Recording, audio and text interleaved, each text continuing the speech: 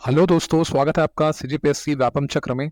आज के सेशन पे हम देखने वाले हैं भारतीय इतिहास के महत्वपूर्ण एमसीक्यू प्रश्न डिटेल के साथ, जो आपके आने वाले एग्जाम के लिए काफी हेल्पफुल होने वाले हैं। देखिए, जो व्यापम का जो पैटर्न चल रहा है अभी रिसेंट एग्जाम में, वहां से जो पोर्शन है जहां से क्वेश्चन पूछ रहे हैं, उस सारे टॉपिक्स के क्वेश्चन को मैं आपके लिए लेके आया हूँ वीडियो में। तो वीडियो को लास्ट तक देखिएगा। अगर आपको वीडियो पसंद आ रहे हैं तो वीडियो को लाइक कीजिएगा, चैनल पर नए हैं चैनल को सब्सक्राइब कीजिए और बेल नोटिफिकेशन बटन को ऑन कर लीजिए।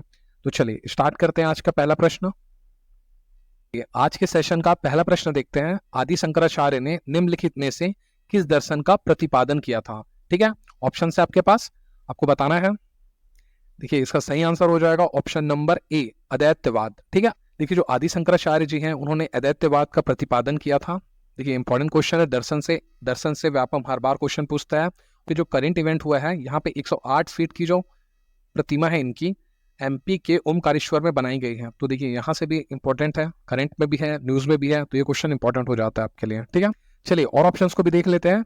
अद्वैतवाद, देखिए इसका संबंध है माधवाचार्य जी से है। विशिष्ट दैत्यवाद, इनका संबंध है रामानुजाचार्य, ये भी क्वेश्चन आया हुआ है व्यापम में। साथ ही साथ जो दैत्यवाद है यह है आपका निम्बकाचार्य जी से। ठीक है, ये भी इंपॉर्टेंट है। दर्शन से व्यापम हर बार क्वेश्चन पूछते हैं, ये इंपॉर्टेंट सेक्शन है, तो आप इसको ध्यान से देखेंगे, उसका फिर से रिविजन करिएगा। ठीक है, चलिए क्वेश्चन नंबर 2 देखते हैं।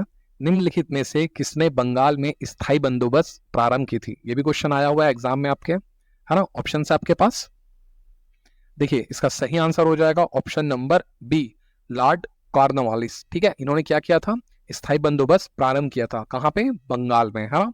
देखिए ये इन्होंने 1793 में बंगाल में स्थायी बंदोबस्त प्रारंभ किया था, है ना। देखिए जो लॉर्ड वेनेजल है आपके, वो अंग्रेजी राज्य के विस्तार के लिए क्या करते थे?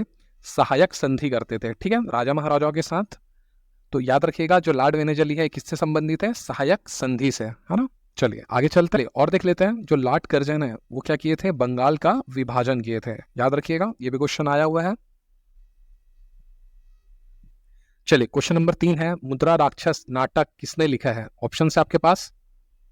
देखिए इसका सही आंसर हो जाएगा option number B, Vishakhadatta. ठीक है, इन्होंने 4वीं से 5वीं शताब्दी के बीच ये नाटक लिखा था। इसमें मौर्यकालीन राजनीति के जीवन के बारे में बताया गया है। साथ ही साथ जो नंद वंश है उसका पतन, उसी के साथ साथ जो मौर्य वंश है, ठीक है, उसका जो स्थापना हुआ है उसका वर्णन किया गया है मुद्रा राक्षस नाटक में, है ना। याद रखिएगा, इंपॉर्टेंट क्वेश्चन है ये। देखिए कल्हड़ के द्वारा एक बुक लिखी थी जिसका नाम है रजत रंगनी। ठीक है, इसमें कश्मीर का जो शासन काल है उसका वर्णन मिलता है। ठीक है, ये 11वीं शताब्दी में लिखी गई किताब है कल्हड़ के द्वारा। चलिए और भी देख लेते हैं। देखिए कालिदास है, इनके द्वारा लिखा गया था मेघदूतम, है ना। साथ ही साथ लिखा है कुमार संभवन। ठीक है, ये भी बुक लिखा गया है कालिदास जी के द्वारा। चलिए क्वेश्चन नंबर 4 है, मुगल साम्राज्य में मुस्तौफी किसे कहा जाता है? ठीक है, आपको बताना है। ऑप्शन है आपके पास।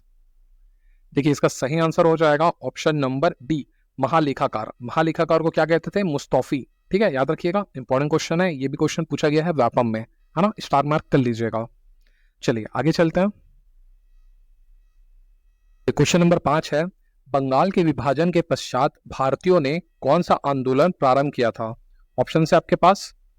देखिए इसका सही आंसर हो जाएगा ऑप्शन नंबर ए, स्वदेशी आंदोलन। ठीक है, देखिए जो बंगाल का जो विभाजन हुआ था ये आपका हुआ था 16 अक्टूबर 1905 को। ठीक है, इस दिन पूरे भारत में बंगाल शोक दिवस के रूप में मनाया गया था। ठीक है, याद रखिएगा, काला दिवस के रूप में पूछता है, बंगाल का काला दिवस कब मनाया गया था? 16 अक्टूबर 1905 को, है ना। इस आंदोलन को भारत का प्रथम जन आंदोलन भी कहा जाता है। ठीक है, देखिए व्यापम एक और क्वेश्चन भी पूछता है कि इनको सीक्वेंस वाइज आपको अरेंज करने के लिए बोलता है, डेट वाइज। ठीक है, कौन सा इवेंट पहले हुआ था, तो चलिए उसको भी देख लेते हैं अपन। देखिए इन ऑप्शन के अनुसार सबसे पहले आपका आंदोलन होता है स्वदेशी आंदोलन, जो हुआ था आपका 1906 में। उसके बाद देखिए जो होम रूल आंदोलन है ये हुआ था आपका 1916 में। ठीक है, इसके बाद होता है असहयोग आंदोलन, जो हुआ था पूरे भारत में 1920 ईस्वी में। जो वहाबी आंदोलन है ये हुआ था आपका पटना में 1922 में। तो देखिए क्वेश्चन नंबर 6 है, मारो फिरंगी को किसका नारा है? आपको बताना है ये किसका नारा है, किसने दिया था मारो फिरंगी को। ठीक है, देखिए इसका आंसर हो जाएगा option number D, Mangal Pandey. Mangal Pandey ji ने कहा था मारो फिरंगी को, ये नारा दिया गया था मंगल पांडे जी के द्वारा। ठीक है, चलिए क्वेश्चन नंबर 7 है, निम्नलिखित में से कौन इंडिया विंस फ्रीडम के लेखक हैं? ठीक है, आपको बताना है। ऑप्शन है आपके पास। देखिए इसका सही आंसर हो जाएगा option number A, Abul Kalam Azad. India wins freedom के लेखक हैं ये, याद रखिएगा, इंपॉर्टेंट क्वेश्चन है ये, व्यापम में 2 से 3 बार आपके आया हुआ है। ठीक है, देखिए ये अबुल कलाम जो आजाद है वो भारत के प्रथम शिक्षा मंत्री भी थे। ठीक है, याद रखिएगा। चलिए उसी प्रकार से ऑप्शन देख लेते हैं। जो जवाहरलाल नेहरू है इन्होंने लिखा था डिस्कवरी ऑफ इंडिया नामक बुक। ठीक है, याद रखिएगा, ये भी क्वेश्चन आया हुआ है। चलिए आगे चलते हैं। चलिए क्वेश्चन नंबर 8 है, किस बौद्ध शासक के काल में चतुर्थ बौद्ध संगति का आयोजन कश्मीर में हुआ था? आपको बताना है, ऑप्शन है आपके पास। इसका सही आंसर हो जाएगा ऑप्शन नंबर सी, कनिष्क के टाइम। जो चतुर्थ बौद्ध संगति है जो कश्मीर में हुआ था वो हुआ था कनिष्क के समय में, है ना। देखिए देखिए जो बौद्ध संगति है उसको याद रखने का एक ट्रिक है। देखिए आप उसको कैसे याद रख सकते हैं। देखिए सबसे पहले आपको लिख लेना है RVPK। ठीक है, उसी प्रकार से नीचे लिख लेना है आपको AK, है ना। देखिए इसका मतलब क्या हो रहा है, देखिए जो R है उससे हो जाएगा आपका राजगृह। राजगृह के समय कौन थे? अज्ञात शत्रु। ठीक है, V से आपका हो जाएगा विशाल, वैशाली। वैशाली के टाइम थे कौन थे? काला अशोक। ठीक है, उसी प्रकार से जो P है, P से हो जाएगा आपका पाटलिपुत्र। उस टाइम थे कौन? अशोक। और लास्ट में बचा कुंडलवन, कश्मीर। इसके हो जाएंगे आपके कनिष्क। तो ये ऐसा ट्रिक है जिसको आप याद कर सकते हैं। RVPK ऊपर लिख लीजिएगा और साथ ही साथ नीचे लिख लीजिएगा AK, है ना। चलिए आगे चलते हैं। चलिए क्वेश्चन नंबर 9 है, निम्नलिखित में से किस प्रांत में 1946 में कृषकों द्वारा त्रिभागा आंदोलन प्रारंभ किया गया था? ठीक है, ऑप्शन है आपके पास। देखिए इसका आंसर हो जाएगा सही ऑप्शन नंबर ए, बंगाल में। जो त्रिभागा आंदोलन है किसानों के द्वारा 1946 में किया गया था, यह बंगाल के प्रांत में किया गया था। ठीक है, कि ये बंगाल से चलकर त्रिपुरा तक यह आंदोलन हुआ था कृषकों के द्वारा। इंपॉर्टेंट क्वेश्चन है, ये भी क्वेश्चन अभी रिसेंटली एग्जाम में आया हुआ था, है ना। तो चलिए आगे चलते हैं। चलिए क्वेश्चन नंबर 10 है, किस मराठा पेशवा ने अंग्रेजों के साथ बसीन की संधि 1802 में की थी? आपको बताना है, ऑप्शन है आपके पास। तो सही आंसर हो जाएगा ऑप्शन नंबर डी, बाजीराव द्वितीय। बाजीराव द्वितीय के समय हुआ था आपका बसीन की संधि 1802 ईस्वी में। ठीक है, इन्हीं के शासनकाल में द्वितीय और तृतीय आलंग मराठा युद्ध भी हुआ था, है ना, याद रखिएगा, इंपॉर्टेंट क्वेश्चन है। चलिए क्वेश्चन नंबर 11 है, भारतीय राष्ट्रीय कांग्रेस से संबंधित निम्न घटनाओं पर विचार कीजिए। देखिए इस टाइप के क्वेश्चन व्यापम और PSC में हाल ही एग्जाम में पूछे जा रहे हैं। आपको बताना रहता है कि कौन सा इवेंट पहले हुआ है। ठीक है, ऑप्शन है आपके पास। देखिए इसका सही आंसर हो जाएगा ऑप्शन नंबर सी। देखिए सबसे पहले आपका, देखिए यहाँ पे आप देख सकते हैं बहुत ही क्लोज ऑप्शन था इसमें। देखिए जो आपका भारतीय राष्ट्रीय कांग्रेस का जो अधिवेशन होता है लाहौर वाला, ये होता है आपका 1929 में। ठीक है, उसके बाद होता है आपका गांधी इरविन समझौता 5 मार्च 1931 में, है ना।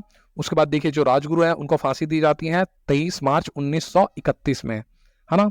उसके पश्चात जो कराची का जो अधिवेशन होता है कांग्रेस का, ये होता है आपका 1931 ईस्वी में 31 मार्च को, है ना।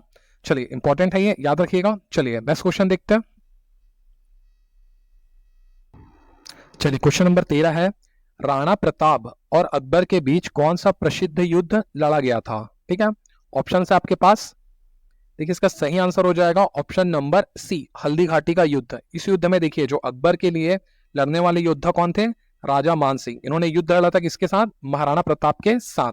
देखिए ये युद्ध है जो आपका हुआ था 1576 ईस्वी में। ठीक है, चलिए और ऑप्शंस को भी देख लेते हैं। देखिए जो पानीपत का युद्ध है ये आपका हुआ था 1526 में, बाबर और इब्राहिम लोधी के बीच में, है ना। चलिए इसी प्रकार से देखते हैं जो बक्सर का युद्ध है ये हुआ था आपका शेरशाह सूरी और हुमायूं के मध्य, है ना। चौसा का युद्ध है ये हुआ था आपका 1539 ईस्वी में। चलिए नेक्स्ट क्वेश्चन देख लेते हैं। चलिए क्वेश्चन नंबर 14 है, आदि ग्रंथ और गुरु ग्रंथ साहिब का संकलन निम्नलिखित में से किसने किया था? आपको बताना है, ऑप्शन है आपके पास। देखिए इसका सही आंसर हो जाएगा ऑप्शन नंबर डी, गुरु अर्जुन देव। ठीक है, इन्होंने क्या किया था? आदि ग्रंथ और गुरु ग्रंथ साहिब का संकलन किया था, है ना। चलिए और ऑप्शंस देख लेते हैं। जो गुरु नानक देव जी हैं इन्होंने सिख संप्रदाय की स्थापना की थी। ठीक है, याद रखिएगा। उसी प्रकार से जो गुरु तेज बहादुर सिंह है, ये देखिए 9वें गुरु थे सिख संप्रदाय के। इन्होंने मुस्लिम धर्म अपनाने से मना कर दिया था। तो जो औरंगजेब है इन्होंने फांसी की सजा दे दी थी किसको? गुरु तेज बहादुर सिंह जी को। ठीक है, याद रखिएगा, ये भी क्वेश्चन पूछा हुआ है व्यापम के द्वारा। देखिए जो गुरु गोविंद सिंह है ये देखिए 10वें गुरु हैं सिख संप्रदाय के, अंतिम गुरु। इन्होंने खालसा पंथ की स्थापना की थी। तो याद रखिएगा अगर आपसे क्वेश्चन पूछे खालसा पंथ की स्थापना किसने की थी? तो आंसर हो जाएगा इसका गुरु गोविंद सिंह जी ने, है ना। चलिए आगे चलते हैं। चलिए क्वेश्चन नंबर 15 है, निम्न में से कौन सी कुषाण साम्राज्य की राजधानी थी? आपको बताना है कौन थी इसमें से। देखिए इसका सही आंसर हो जाएगा option number D, Mathura. Mathura जो थी आपकी कुषाण साम्राज्य की राजधानी थी, याद रखिएगा। चलिए आगे चलते हैं। चलिए क्वेश्चन नंबर 16 है आपका, निम्नलिखित में से कौन मौर्य काल में शिक्षा का सबसे प्रसिद्ध केंद्र था? आपको बताना है इनमें से कौन शिक्षा का सबसे प्रसिद्ध केंद्र था मौर्य काल के टाइम पे, है ना। देखिए इसका सही आंसर हो जाएगा ऑप्शन नंबर बी, तक्षशिला। ये किस लिए प्रसिद्ध था? शिक्षा के लिए, याद रखिएगा। ये इंपॉर्टेंट क्वेश्चन है, व्यापम बार बार ये क्वेश्चन रिपीट किया है। तो चलिए नेक्स्ट क्वेश्चन देख लेते हैं। चलिए क्वेश्चन नंबर 17 है आपका, भारत छोड़ो आंदोलन का नेतृत्व किसने किया था? ऑप्शन है आपके पास। देखिए इसका सही आंसर हो जाएगा ऑप्शन नंबर डी, इनमें से कोई नहीं। जो भारत छोड़ो आंदोलन है ये स्वतः ही क्या बोलते हैं आंदोलन का रूप ले लिया था। इसमें कोई भी लीडर नहीं था जिसने इस आंदोलन को नेतृत्व किया है। ये नेतृत्वहीन आंदोलन माना जाता है भारतीय इतिहास में। ये क्वेश्चन इंपॉर्टेंट है, ये भी क्वेश्चन आया हुआ है। तो चलिए आगे चलते हैं, नेक्स्ट क्वेश्चन देखते हैं अपन। चलिए क्वेश्चन नंबर 18 है, गदर पार्टी से निम्नलिखित में से कौन संबंधित नहीं है? देखिए एग्जाम में जो नहीं वाले हैं ना वो अपन भूल जाते हैं, तो नहीं वाले को ऐसे गोला मार्क कर लेंगे, उसके बाद ही आंसर करेंगे, ठीक है। ऑप्शन है आपके पास। देखिए इसका सही आंसर हो जाएगा ऑप्शन नंबर ए, खुदीराम बोस। इनका संबंध नहीं था किससे? गदर पार्टी से, है ना। देखिए जो खुदीराम बोस है इनको देखिए 1908 में जो किंग्सफोर्ड है उनकी जो हत्या है उसके प्रयास में इनको फांसी की सजा दे दी गई थी।